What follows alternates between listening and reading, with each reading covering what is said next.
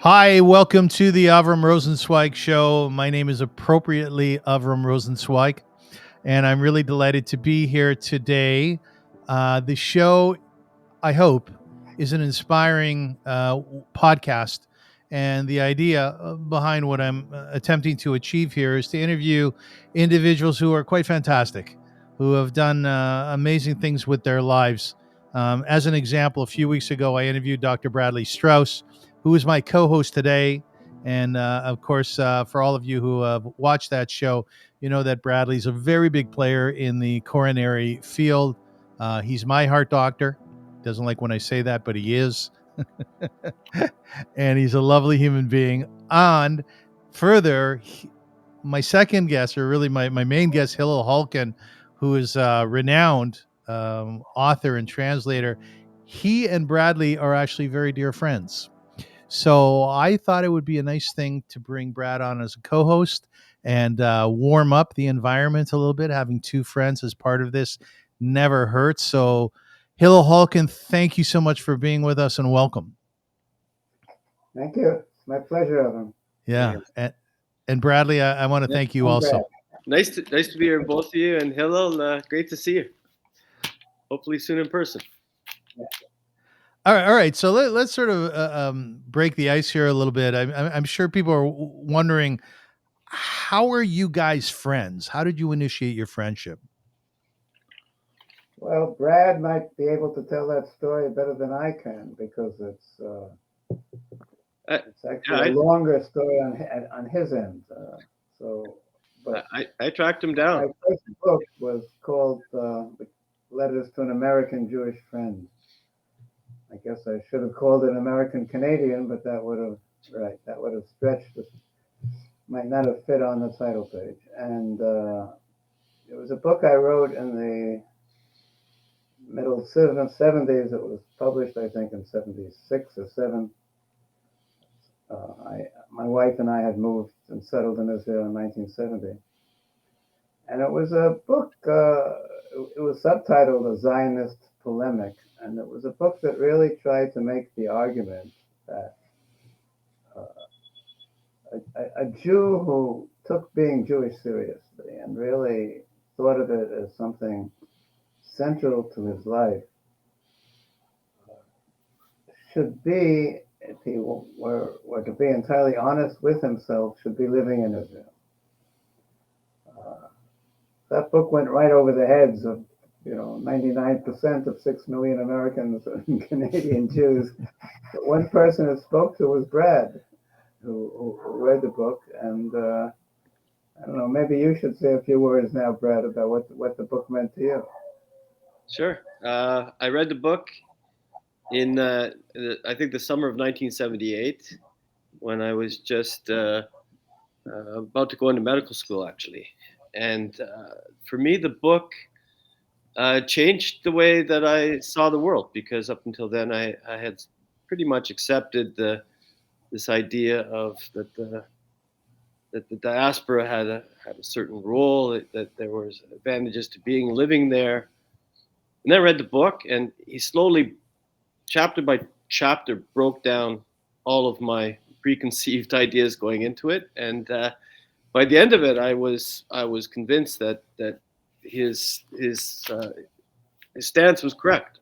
Now, it wasn't easy for me. Yeah, Brad was my ideal reader because he reacted to the book exactly as I hoped readers would. Right. So, but life circumstances were such that I could say, I know he's right, but I can't really do what he's saying. And so for many, many years, it remained in my head. And then some circumstances came where I came upon the book again, and quite unbelievable ones, where I was actually working at St. Michael's Hospital with one of my Israeli fellows, and I was telling him about the book and the impact. And as we walked into the lounge where the patients were waiting for us, and this is St. Michael's, okay, nice Catholic hospital there, I looked on the bookshelf, and there on the shelf itself was the book. Just after 1 minute after telling me the book. Someone else who didn't read it the way I hoped, who gave it away at the first episode. I mean, there weren't a lot of copies around 40 years later, right, or 35 years later, that were fresh copies. So, and that when I saw that, I'm like, well, I mean, if there's signs, this got to be something. Right. So, and then again, there was a lapse of a number of years for various things, and at some through a mutual acquaintance, Epi, I found I was able to locate his email. And then I was like a hound. I just tracked him down and I told him I really want to meet you. And I went with my wife up to Zichron and managed to have lunch with him. And I've been sort of seeking him out regularly on my trips to Israel ever since then. And I just want to say that as much as I always enjoyed reading all of his books, I mean, they just span from. There's such a eclectic group of topics that he has that span the spectrum from all of them interesting, fascinating, but to actually know him personally is even better than reading him, because as an individual, it's just such a pleasure to sit with him, and it's one of my main treats when I'm in Israel, which is more and more right now. So I love to make my way to Zichron. You may not be able to see it on video, but I'm blushing. Yeah. You're looking By the way, good. yeah, you have lovely cheekbones, Hillel. You're a handsome man. Mm. I was wondering, Hillel, because you've translated well over 30 books, you've written novels, biographies. You have you really have quite a portfolio. Well done. I will tell you also that, my father was a rabbi in Kitchener, Ontario. Have you ever heard of Kitchener? Yes, I have. Okay, probably from Bradley, who's also Kitchener, from the there. original Kitchener was a British general, wasn't he? He was. Yeah. Yes, he was. But even more auspicious was that it used to be called Little Berlin. So there was a very, very big German population there. And I have to tell you something. I remember this book sitting on my father's desk. He should rest in peace. And I remember flipping through it at the time. So when Bradley said, "Look, I know Hillel Halkin and I could probably get you an interview," my mind went back there. And what I'm wondering, I'm a writer, but I'm not an author. As an author, Hillel, knowing that in 1978, which was 45, 50 years ago, there was a rabbi in Kitchener, small city, reading your book. Does that knowledge still touch you? That way out somewhere, people are listening to your ideas.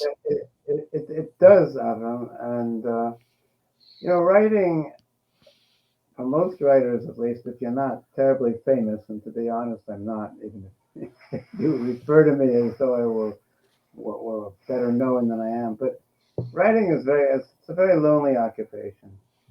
And part of the loneliness is that you never really know who, if anyone, is reading what you've written. You can publish a magazine article, or you can publish a book. Occasionally a writer will write you.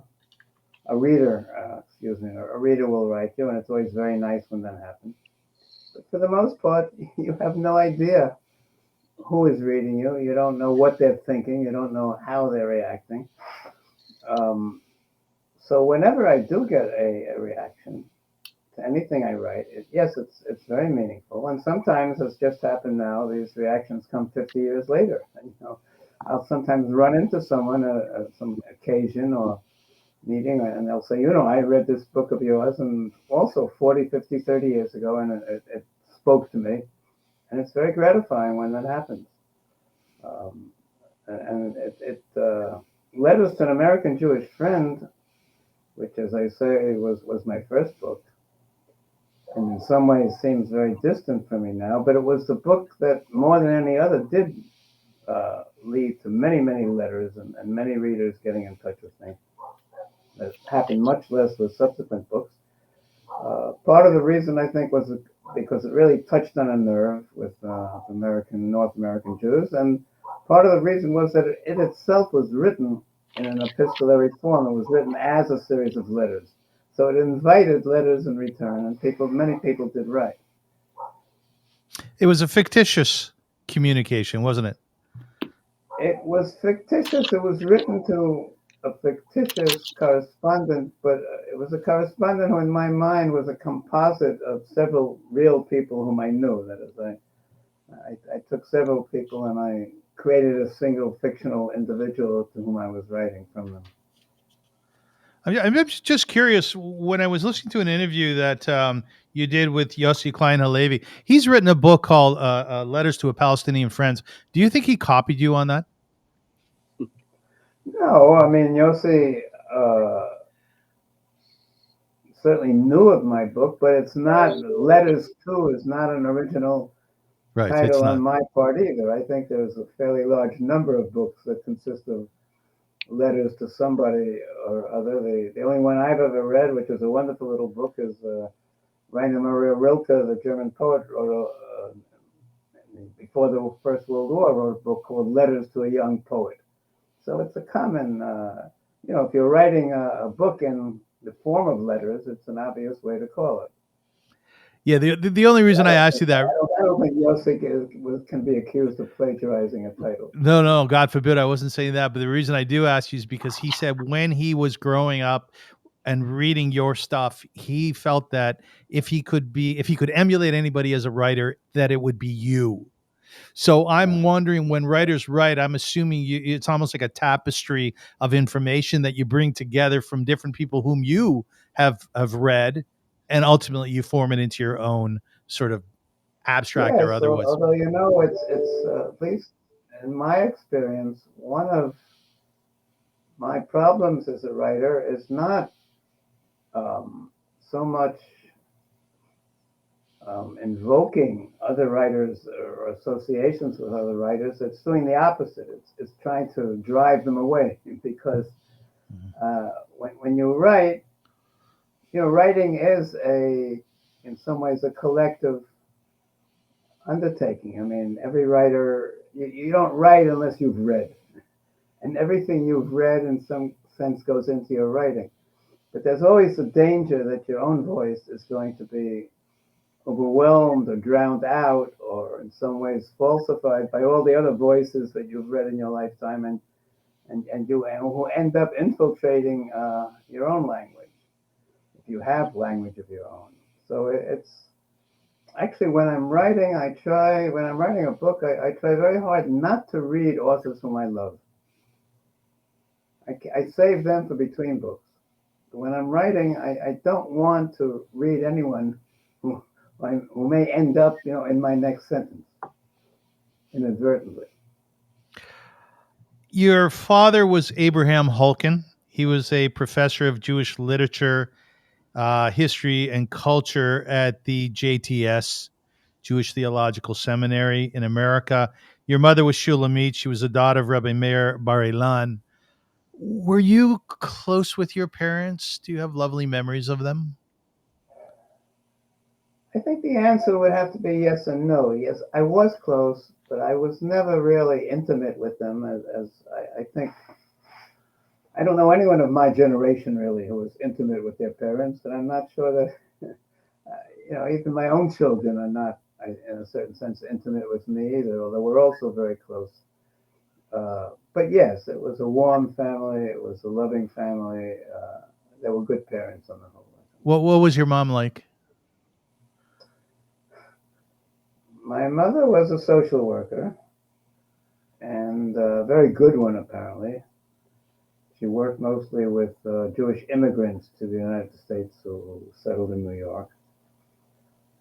And she, in many ways, had a social worker's psychology, which was very useful at times and sometimes exasperated me, because my mother was a person who thought that everything had a solution. Every problem had a practical solution, and you simply had to sit down and work it out. And so she would try to apply that to my life too. And there were many problems in my life that I either didn't think had solutions, or if they did, I didn't want her to be the one solving them. So, but she was a lovely woman, and she was a beautiful woman, and very practical. Unlike my father, who I think was somewhat more romantic and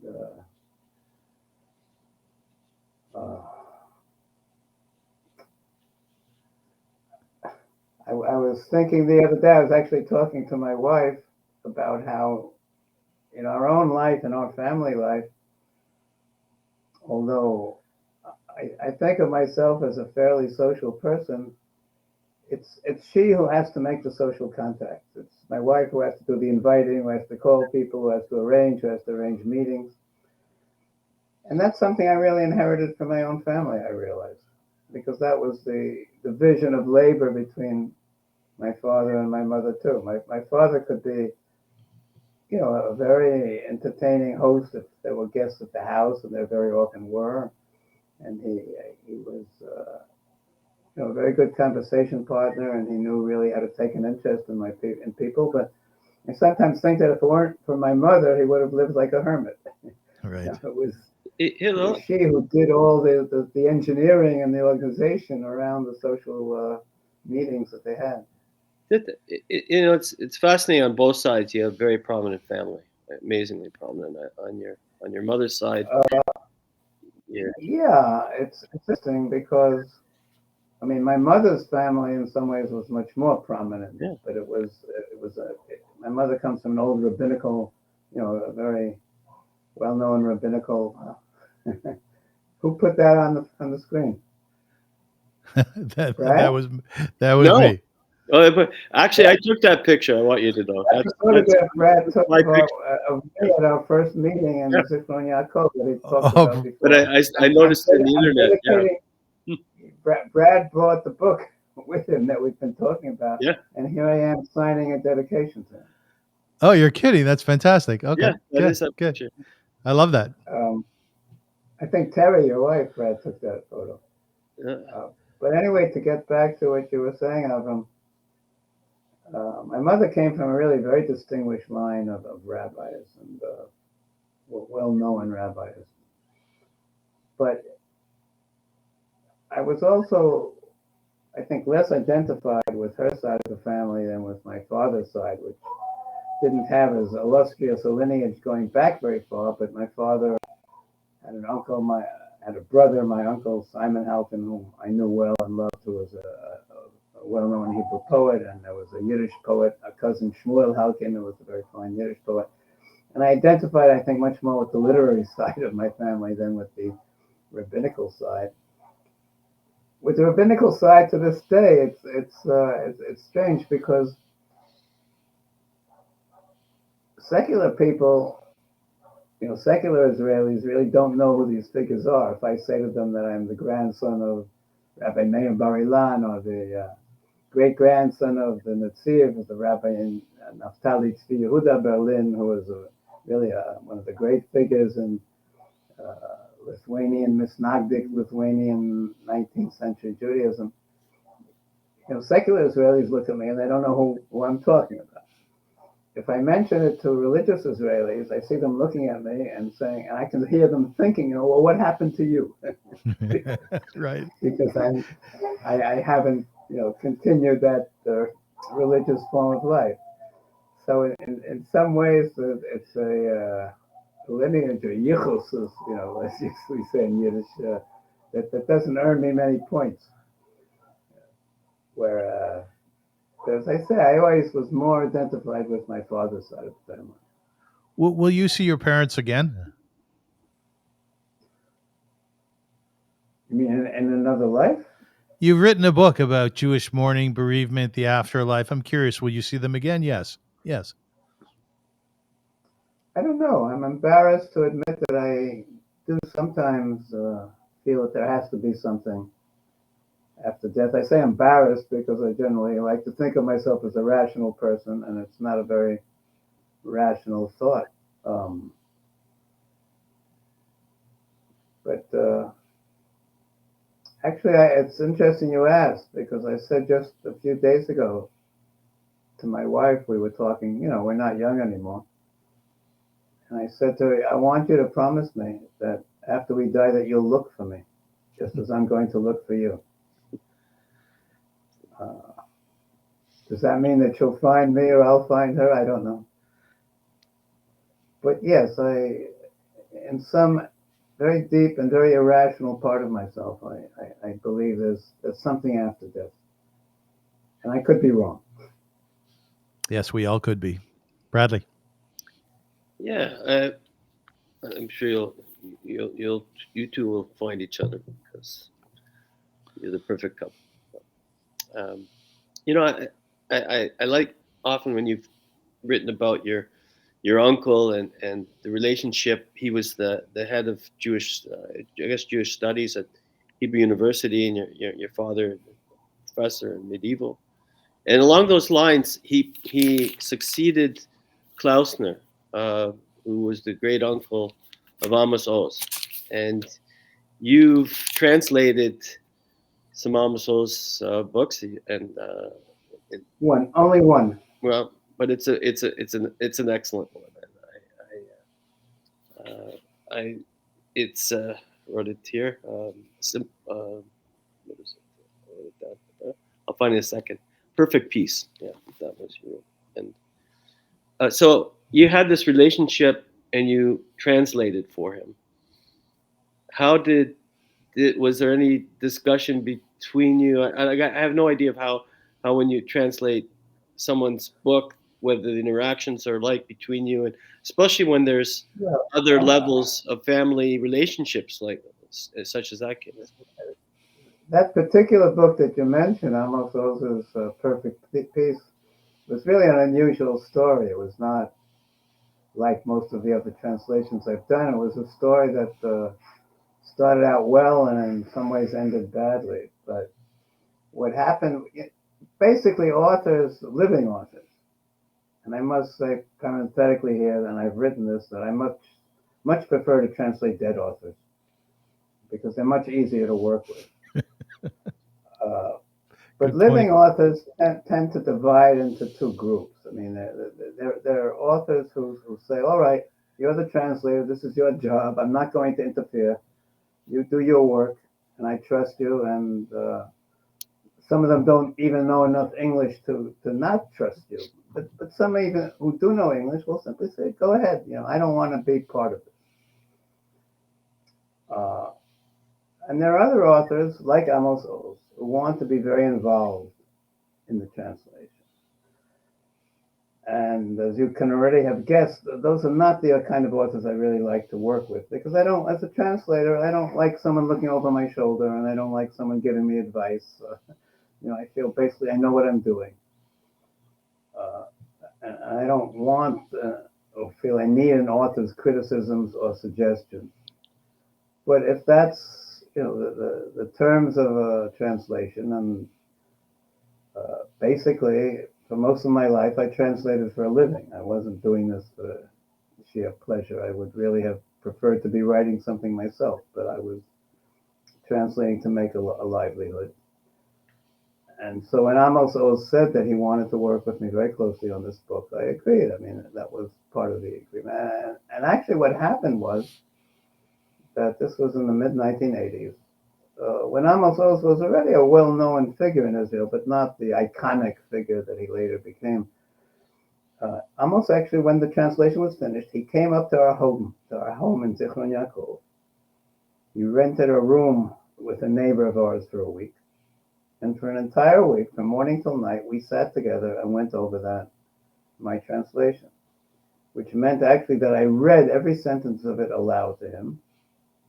And then, he would often comment, and we would deal with his comments. We would negotiate. I mean, sometimes he would want the sentence to be one way, sometimes I would want it to be another way. But and I say this isn't the kind of process I really like, but he was intelligent. I mean, he obviously is, and most of his comments were relative to the point. I mean, I agreed with some, I disagreed with others, but it was okay. We sat for a week, and he was very much a gentleman. He played with my children. He helped wash the dishes. Amos Oz was always, he was somebody who wanted very badly to be liked, and he did things that would make someone likable.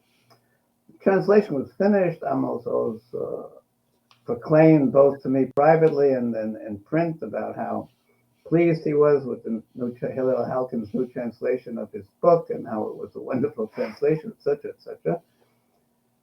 And then the book comes out. It's published a few months later, I think Harcourt Brace was the publisher. And I pick it up and I begin to look at it. And I see that parts of it are not my translation. I mean, they're not what I had translated. You know, a translator, I mean, one thinks that a translator's job is simply you come to an original and you put it into another language, but which is true. But translators have styles, just as authors do.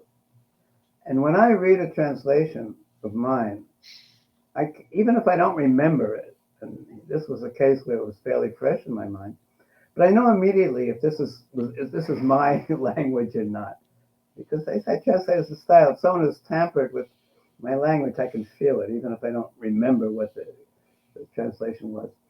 And I picked up this book, and I could see my language had been tampered with by an editor. So I called actually the editor in New York, who I had met and knew, and I said to him, "What have you done here?" And she was a woman. She said, "Well, Amos Oz told me I could do whatever I wanted with it. Right. If I wanted to make changes, I should make them." Right.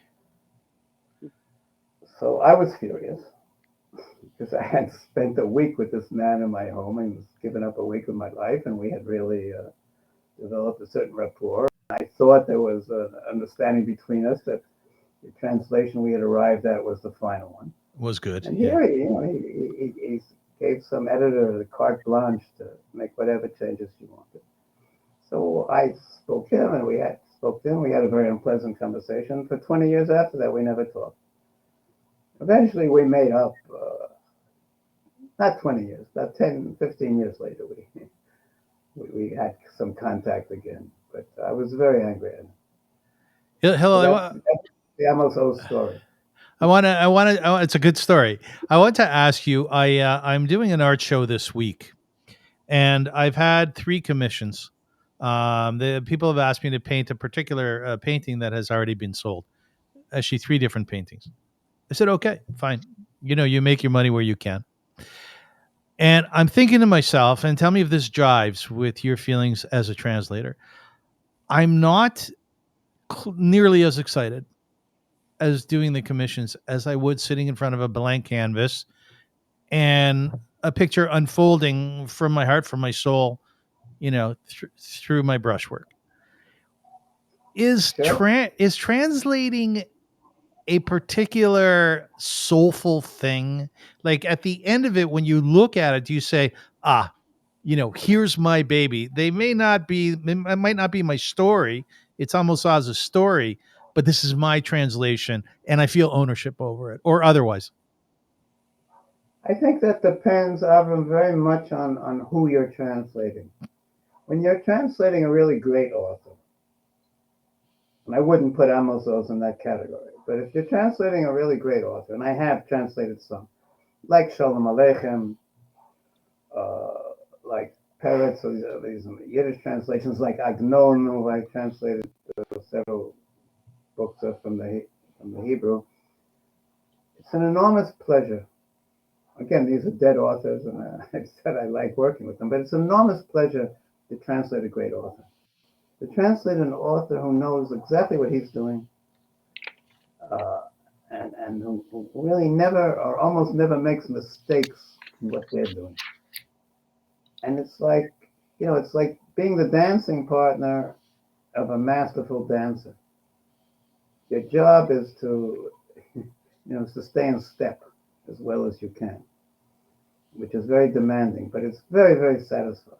And it also often calls for a great amount of creativity because, translation often you can't translate literally. You have to come up with your own version in English of what the Hebrew or Yiddish text is doing, because it doesn't permit itself just to be mechanically rendered.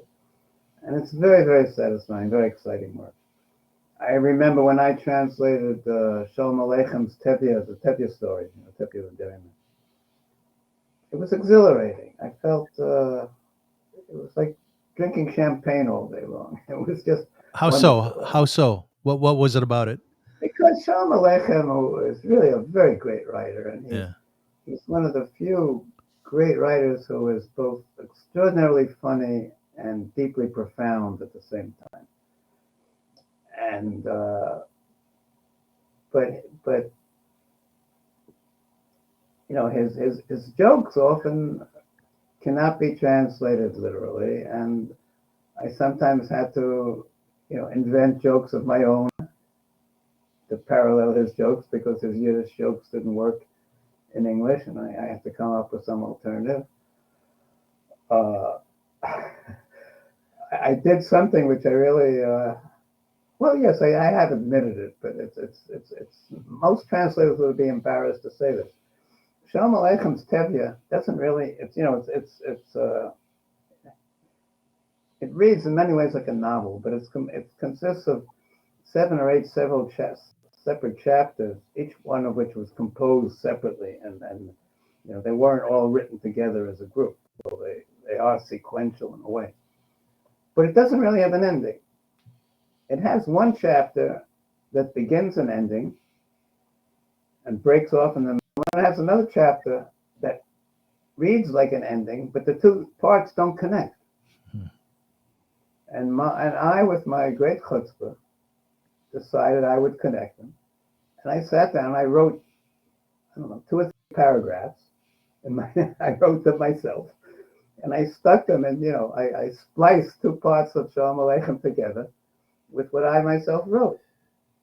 Now, this is, you know, professionally and from a point of view of literary creativity, this is outrageous. I mean, what translator allows himself to write in the name of a great author and to make up sentences and entire paragraphs? But I did this all the time with the feeling that Shalom Aleichem would have absolutely approved of what I was doing. Because I felt by then I had developed such an understanding with him. We had such a good relationship and such a rapport that I knew that you know, he knew that I understood him, and I knew that he understood me, and he would have no problem with what I did. And I did it, and to this day, my edition of Tevye the Dairyman, if you look at the last part, there's a whole page there that's really my work, not Shalom Aleichem. But I hope by now, by readers, I hope read it as Shalom Aleichem, and I hope I did it skillfully enough that no one noticed. Yeah. Bradley. Yeah, I wanted to shift gears a little bit just because we could talk for many hours, but I wanted to give you a quote from something you wrote, okay? Hillel, you wrote, "Our own government is in the hands of a characterless clique of men and women who have the moral authority of horse thieves, which still makes them no worse than the opposition." Now, that could have been written last week, 2 weeks ago, but actually this is from 1977. And I wanted to ask you, you know, where did that appear, Brad? What's that? Where did that appear? It's in letters. That's in letters. Yeah. And you know, that came in the wake of the 73 war. That's the time period you write about, and sort of certain depression and just the mood of the country at that point. And I'm thinking that in the last, obviously since October 7th, has been, you know, the largest crisis since that time. And many of the issues, certainly some of the issues are somewhat similar, but there are differences. But I just wanted to start, you know, by just asking a little bit about what your thoughts are and what's gone on the last few months, and where you see this going. You know, there's many questions related to it, but it's particularly, you know, you can start off with the government, because I think that you could have easily have written this last week as well. So yeah. Well, first of all, I think from my perspective, what we're living through is far worse than the Yom Kippur War. Far more anguishing, and in a way far more worrisome and frightening. You know, the Yom Kippur War was very frightening, but only in terms of the future of Israel for the first few days. I mean, because my wife and I were fairly new immigrants then. We had been in the country for 3 years when the war broke out, and I wasn't yet in the army, so I was, observing it living it as a civilian. But for the first couple of days, you could really feel, even though our leaders weren't entirely telling us the truth, but you could really feel that the country was in danger of a military defeat, and it was. And it would have been, good. But that was limited to the first 3 or 4 days of the war, when the country was in shock. The army quickly pulled itself together and counterattacked, and by the time a week had passed, for all the pain and the knowledge of all the deaths and injured and casualties, it was clear that we weren't going to lose this war. And as it progressed, it was became clearer and clearer that we were going to win it in some form or another. So that, although when the Yom Kippur War ended, it didn't end with the jubilation of a victory. It ended because it wasn't a total victory, and the Israeli losses were very high. It ended on a note of sadness and bitterness and anger. But there was a sense that we had lived through it, gotten through this, and we had done okay. And then after the first difficult days, the country had rallied and pulled through. Today it's different. Today, this is now dragged on for months, and it still isn't clear that we're going to win it. On the contrary, with every passing day now, it seems more likely that we may not win it. And although the consequences, if we don't win this war, will not be as immediately disastrous as the consequences of not winning the Yom Kippur War. Where the country was at least in temporary danger of being militarily overrun. But I think in the long run, they're at least as serious, because I think in Israel that cannot really defeat Hamas, and that cannot do to Hamas what its leaders and pledged that it would be able to do and would do, is a country that in some sense will have its spirit broken. And I'm very fearful for the future of such a country. What would a defeat to Israel look like? A defeat? Yeah.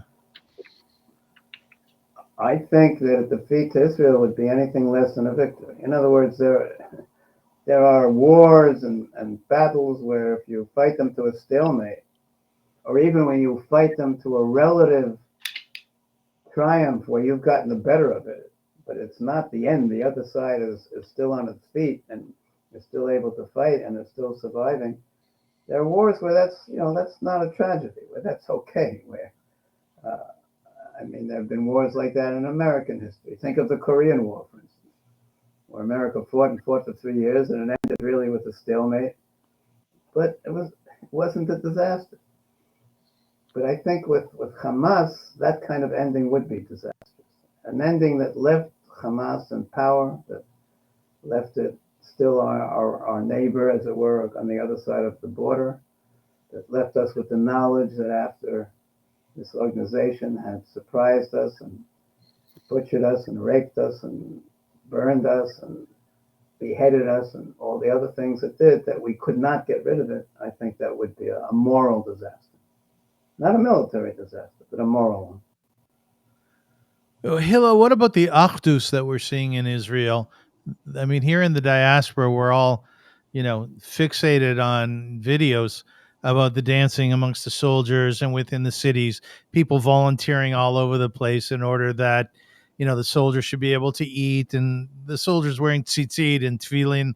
There seems to be a narrative coming out of Israel right now, which is, while the last 2 years was very divisive, that since October 7th that we've come together and that beautiful Jewish spirit is rising and is blossoming. What about that? I think there is a sense that the country has come together. And I think that in a way, the citizenry of the country has performed magnificently, as in many ways has the army. But it's done so not with the help of its political leadership, but almost against and in confrontation with its political leadership, and in tremendous anger at its political leadership and distrust of its political leadership. And the result is that we have, I mean, this brings us back to the quote that Brad read several minutes ago. One has the feeling here of living in a wonderful country run by wretched people. And the anger in Israel, and it's anger all around. I mean, it's an anger on the left, it's anger on the right, it's anger to the anger at the government that is running this war is immense, and it will eventually spill over when the war is over or winding down. Everyone is angry today, besides being worried and scared. Are you worried and scared? Yes. It's interesting because in your writings and your interviews, you express fear and hope, sort of a juxtaposition of the two. Are you equally as hopeful? No. Is this the first Today time for you? I hope this is a passing phase. I'm not, but today my fears are much greater than my hopes, because at the moment, again, what I see happening, I mean, when I say many people, it's not as if I'm being particularly original here, but what I see happening is a country performing well under a leadership that is performing very badly. And ultimately, it's this leadership that is going to determine our fate. I mean, it's going to have to make the decisions or not make the decisions that will determine the future. And I have very little hope from the present leadership and great fear of it. Bradley. Yeah, and maybe something that a little more hopeful, but I'm really interested in your thoughts about this, because you've become a voice of Aliyah, and for many years, certainly the voice that I hear in my head. And I looked back and looked at some of your predictions from it's getting close to 50 years ago, and you did rather well on many of them. I don't know. So just give you one. So in 1975, you predicted that the demographics would change so that most of world Jewry would live in Israel. Now, at that time, that's a pretty tough thing to predict, because I looked it up. There were about 13 to 14 million Jews worldwide. In the U.S. at that time, there were 5 to 6 million. In Israel, 3 million, roughly half the population. We're now 2023. We're slowly making our way up from 14 million to almost 16 million. And yet the majority now is in Israel, 7.2 million, which is, as you would have predicted. U.S. is has stayed fairly constant at 6.3 million, maybe a little bit more. And I looked at the Canadian ones, given that we're here in Canada. And the numbers from 1971 I saw were about 280,000 Jews in Canada. Now it's only about 335,000, not much change over the years. But Brad, if I may interrupt you for a moment, you can continue. These figures are very misleading, because a Jew in Israel is not like a Jew in America. I mean, in Israel, that's 7.2 million people whom you speak of.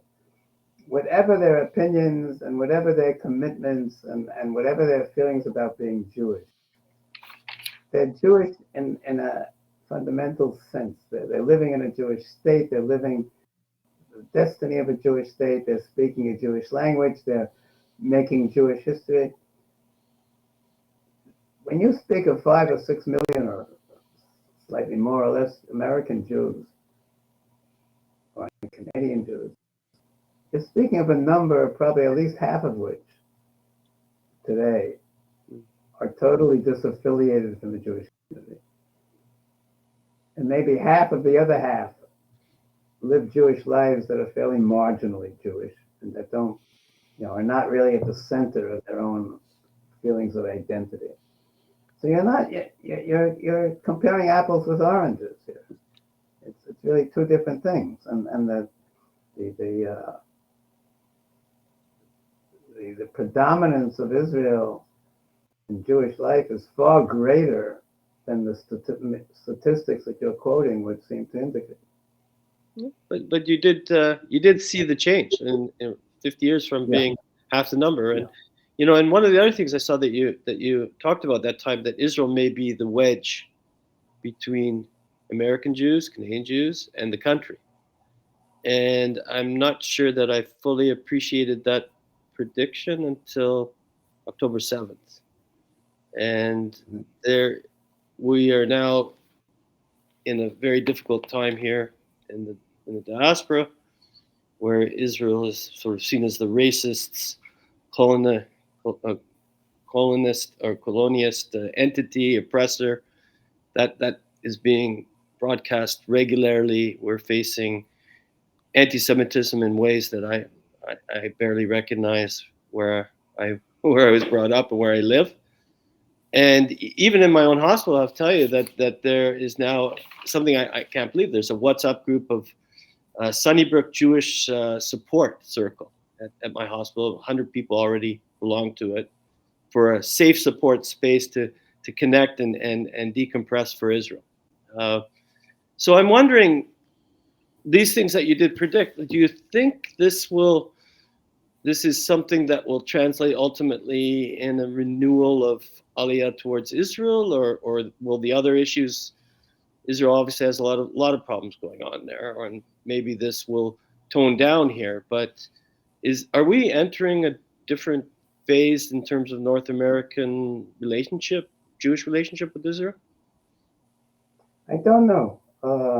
It's a curious thing, Brad, because on the one hand, obviously, this wave of anti-Semitism and anti-Israelism, which is sweeping over America and Canada today, as well as Europe, has made Jews feel uncomfortable in their own homes in America in a way that they've never felt before. It's made them, feel worried about their place there. But of course, it's also in some ways painted Israel as a much more dangerous and less welcoming place to live in than they might have wanted to think.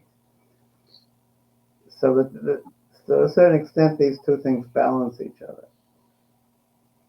To the best of my knowledge, you can correct me if I'm wrong, in all this, in the last three months, in this entire terrible outbreak of anti-Semitism and anti-Israel emotion and rhetoric that you have going on, Aliyah has not been mentioned hardly in American Jewish discourse. I don't see it being put on the agenda any more than it was before October 7th. I don't see that anyone is saying, well, if life has become unbearable here, we should be trying to live it in Israel. It doesn't seem to be happening.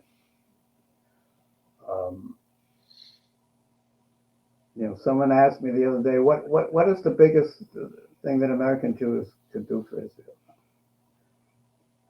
And my answer was, if just one prominent American Jew, one, were to get up today and say, I'm leaving America, my place is in Israel, I'm getting on the next plane, that would have an enormous effect. One, but it hasn't happened. It hasn't happened. So will it happen, once this war is over, as it inevitably will be in some way or another? And will there then be an increase in Aliyah? I don't know. Because, as I say, there are opposite forces at work here. Hillel, what really I find very compelling about your thinking, and you say this about yourself, you're a man who pursues truth right till its very ends. When you decided that you could not be both an American and a Jew, if I'm saying that correctly. Yes, you are. You said you decided that you had to give something up, and you gave up your Americanism. and you elected to take on your Jewishness, i.e., move to Israel. Um, and I've been wondering about your position on that because I study Talmud every day. I do Daf Yomi, and Daf Yomi is a diaspora construct. It's created outside of Israel. The Jerusalem Talmud is not studied so much by most.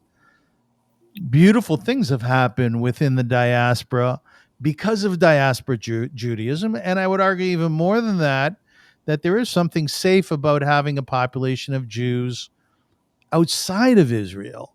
So is your position then every Jew should be in Israel and the Jewishness that happens within the diaspora is not comparable to the Jewishness in Israel?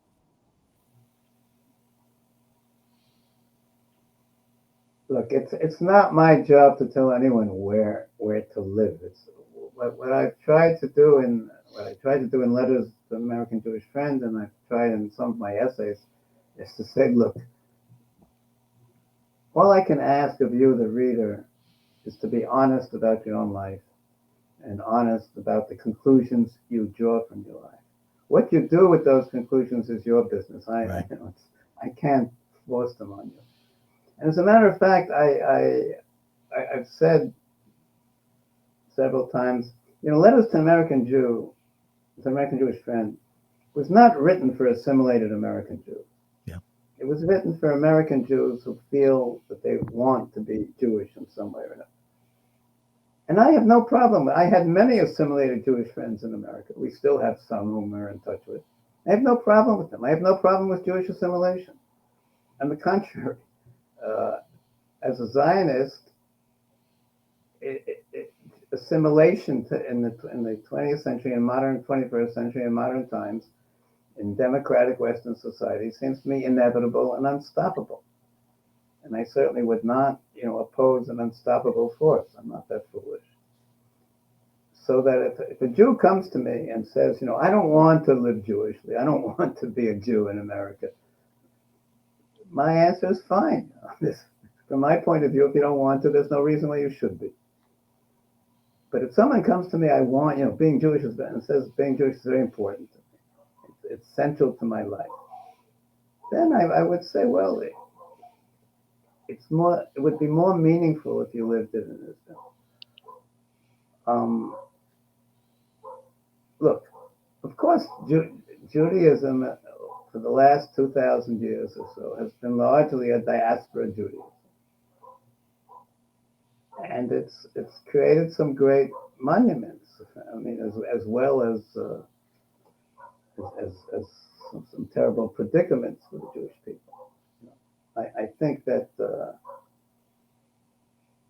one of the things that really classical Zionism was able to do, which today in our sentimental form of contemporary Zionism we no longer do.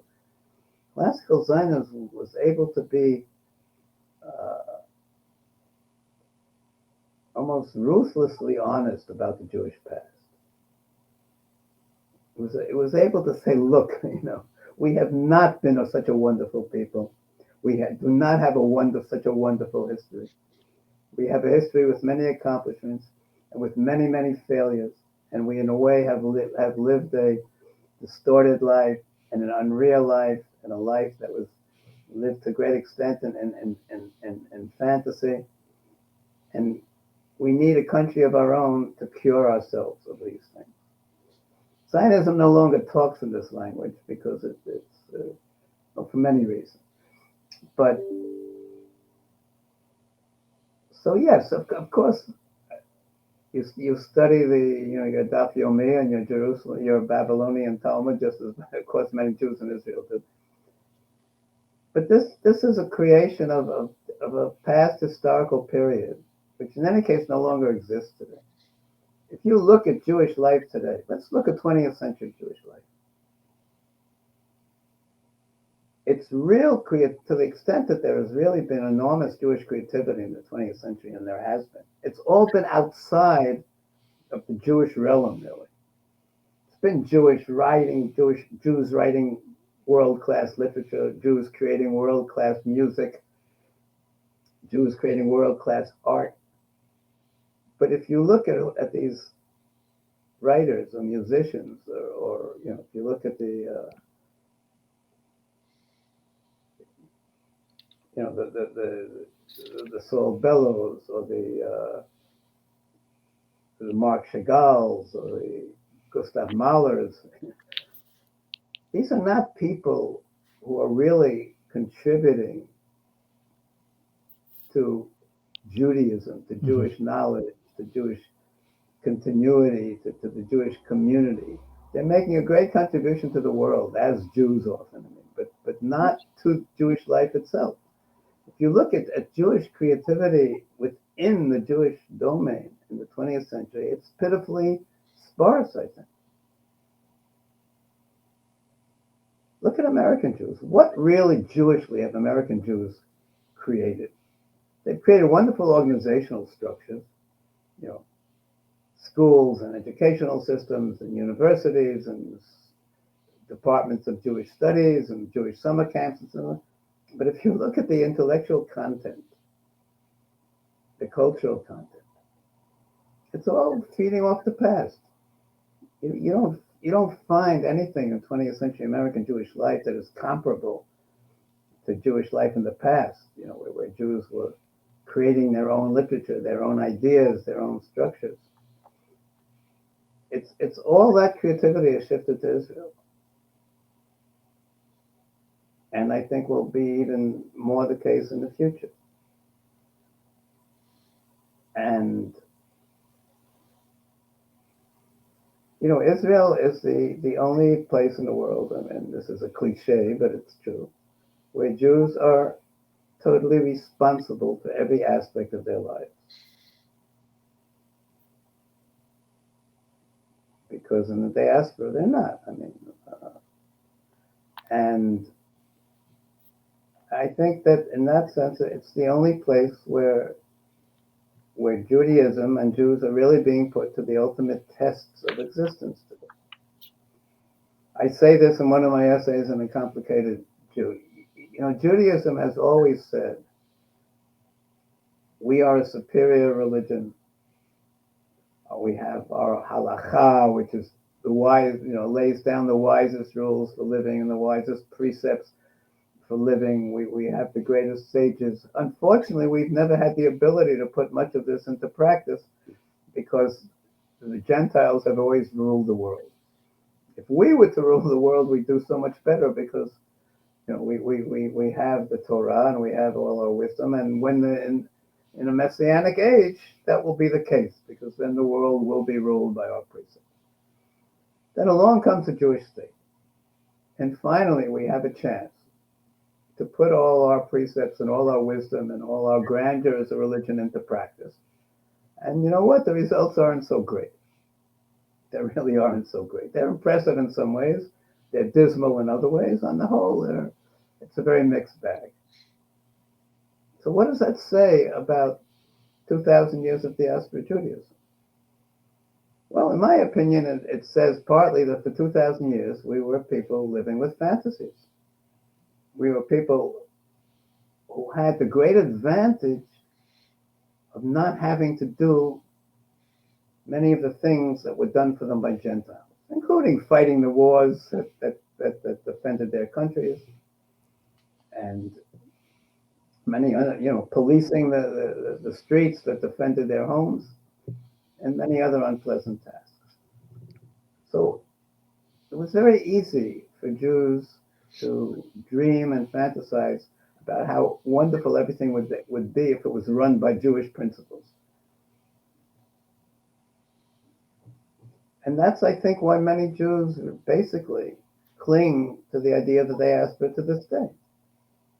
Because by clinging to a certain concept of Jewish powerlessness, you're not only enabling yourself always to be the victim and never the victimizer, which is what a large number of American Jews want to think of themselves as, or as the friends of victims rather than the victimizers. But you're also evading responsibility. Sure, terrible things are being done in Vietnam, but it's not us, the Jewish community, that's dropping the bomb on Vietnamese villages.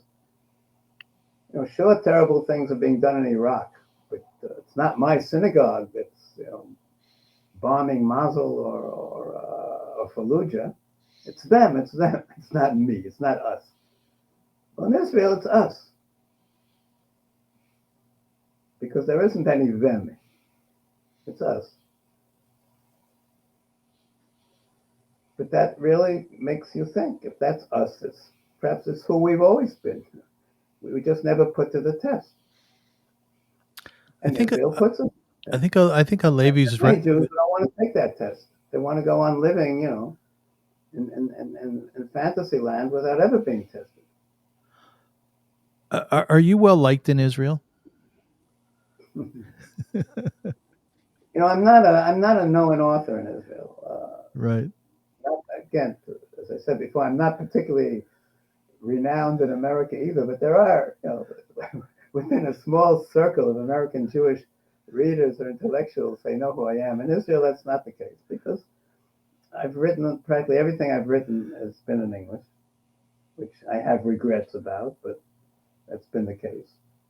So if you ask what I'm well liked in Israel, I would say, yeah, my friends, people who know me like me well enough. And your wife, I'm sure. You're writing a Hebrew novel now. Aren't you writing a Hebrew novel now? I'm writing a Hebrew novel now. The first time I really tried to write something long and serious in Hebrew.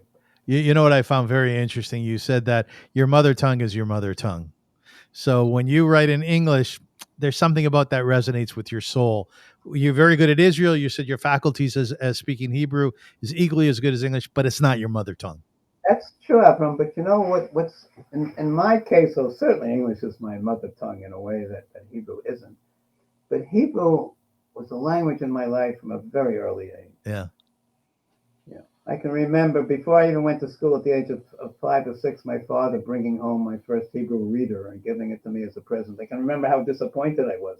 They thought he was going to unwrap a toy. And what he unwrapped was this book in strange letters. It's called Reshis Das. It was a Slavic book, wasn't it?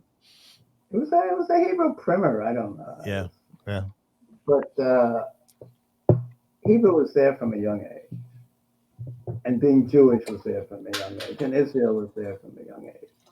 And I went to intensive Jewish schooling. I went to Hebrew-speaking summer camps, Zionist Hebrew-speaking summer camps.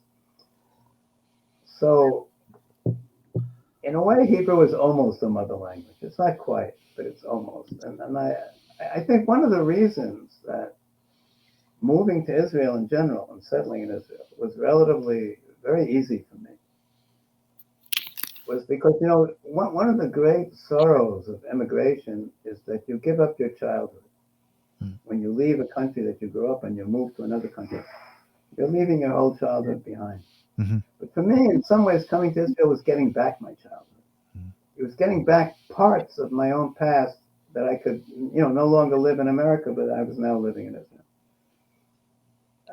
So I would say the same thing about Hebrew. Yes, there are moments. I mean, I'm writing in Hebrew. There are moments when, I'm looking for a word that comes to me naturally in English and it doesn't come to me in Hebrew.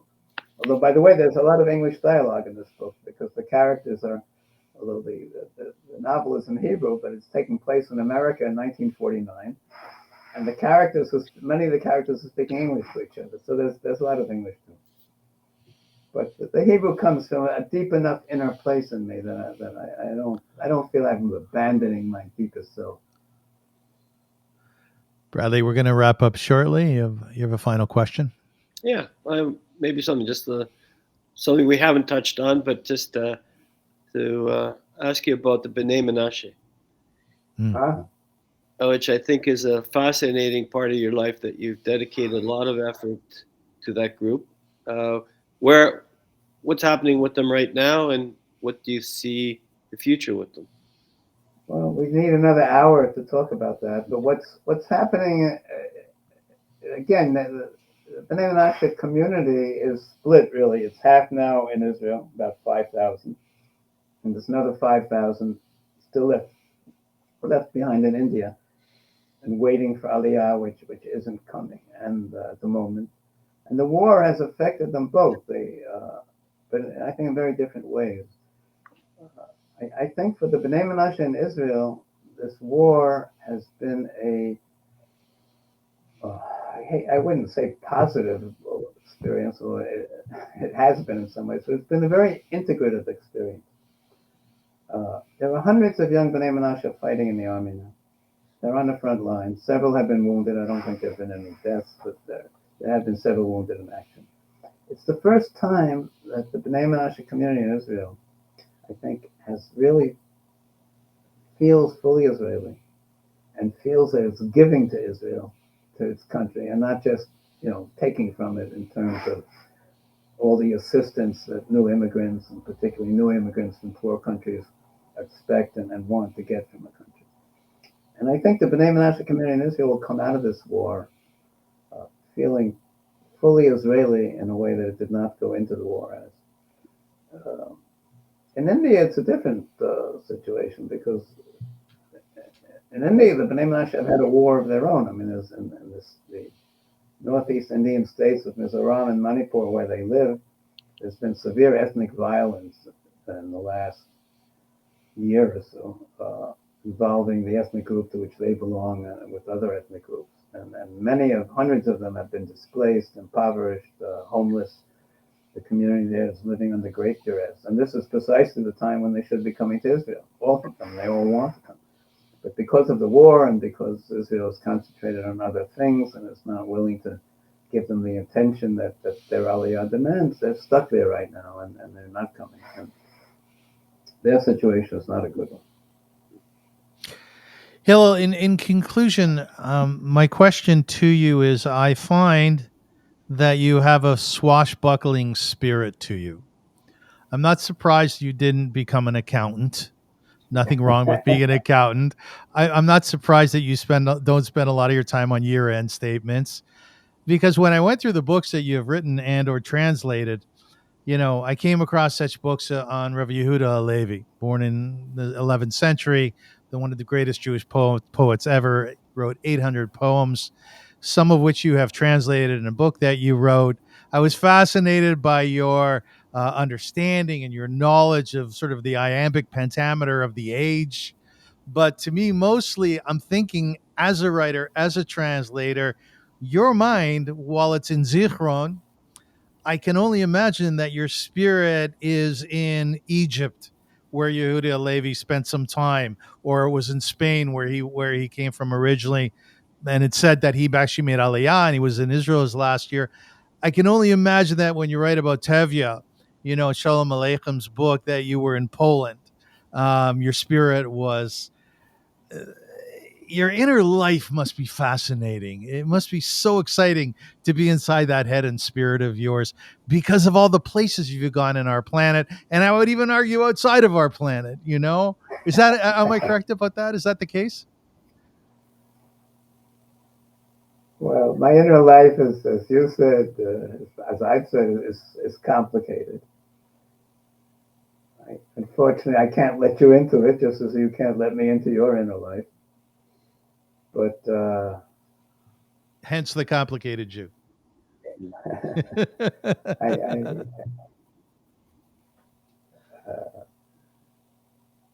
And there might be aspects of it that you would find surprising. There are aspects of it that I haven't really ever written about. Some of them I'm trying to write about in this Hebrew novel for the first time.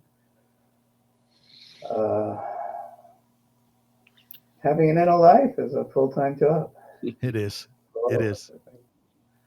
But were you with Yehuda Halevi when you were writing, translating as well? Were you with him? Yes, I think. No, absolutely. I think that ability to imagine yourself in another, as another person, or in another existence, it's very much part of a writer's job and a writer's gifts.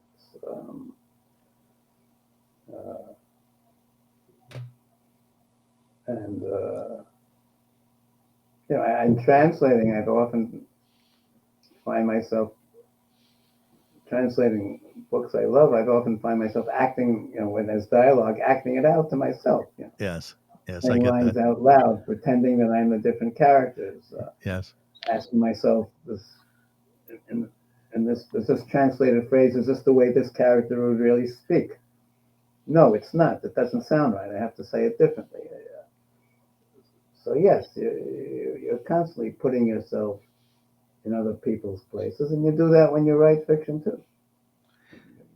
You become other people temporarily. Sure. So by and large, at 85, I believe you are. Are you 84 mabsut? and a half. 84 and a half. Let's not exaggerate. Okay. Mazal tov, another half a year from now. Are you mabsut? Are you a satisfied man? Are you a happy man? Not entirely. I look back on those 84 years, and I know I've done a lot, but I can't help wishing I'd done more. I Yes, can't exactly. help wishing I had done many things that I never did get to do. When people of my age, or even somewhat younger, say, "Oh, I look back on my life and I have no regrets," I never quite can believe it. I don't either. I'm full of regrets, full of them. I mean, as I say, alongside, there are many things that I'm very happy about. But do I feel that I've entirely lived the life I should have, or could have, or would have liked to? No, I can't say that. I have to tell you, I really love talking with you. I really did. Thank you. It's been fun. You have a beautiful spirit. You Yeah. really do. Thanks, Hillel. Okay. I'll see you soon. Yeah, Bradley, thank you. Brad. Especially you, Brad. Brad, you Thank ask you, you're a doctor, you're a heart doctor, but you ask some very good questions. You could be a journalist if it doesn't work out in the I hospital. was a journalist at times in my life. I worked as a journalist. Hell, I know you were, but I thought Bradley asked very good questions. Brad. Yeah. Yeah. Anyways, kol hakavod to both of you. Thank you for Okay. doing this. I really, really Good enjoyed night. it. And Hillel, And, I, God willing, when I come to Israel, I would love to have dinner with you and your lovely wife. Absolutely. I so enjoyed it. We'll sit down, the three of us, and have a drink together. And Hillel, thank you so much for what you've done for the Jewish people. I was thinking, are you a mirror of the Jewish people? Are you a voice of the Jewish people? I think you're all of the above. And I just think we're all very grateful for what you've done for us. So thank you. Thank you. You've been listening to the Avrum Rosensweig Show. Thank you so much for joining us. It's a show about really fascinating people, and I think the show showed that today. Please join us next week. We're going to do some very interesting stuff. We're going to have some philosophers on, and we're going to speak in the philosopher sprach, where nobody understands what they're saying, but then we're going to dummy it down to make philosophy accessible to everybody. So have a listen. We got some great stuff coming up. Kol hakavod to my guest tonight, my co-host, and Am Yisrael Chai. God willing, peace should be around the corner, and everybody should be well. This show was dedicated to the brave mother and fathers and the grandparents in Israel, to the Chayalim and to the Chayalot, and also, of course, to the hostages. God willing, they should be released as soon as today. Have a wonderful day, and we look forward to being with you again. Am Yisrael Chai. Thank you so much.